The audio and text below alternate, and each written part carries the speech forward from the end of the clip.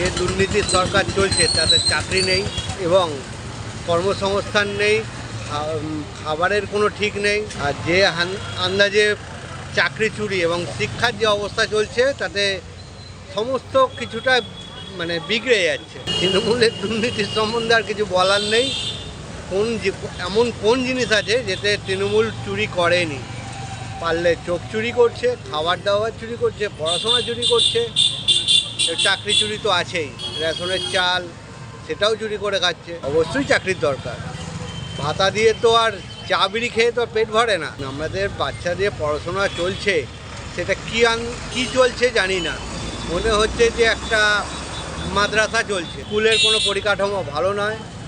বাচ্চা আছে তো স্কুলে শিক্ষক নেই, শিক্ষক আছে তো বাচ্চা নেই। অবশ্যই নারী নিরাপত্তা। লক্ষ্মী ভাণ্ডার 1500 টাকায় কি হয়? অবশ্যই নারী নিরাপত্তার প্রয়োজন।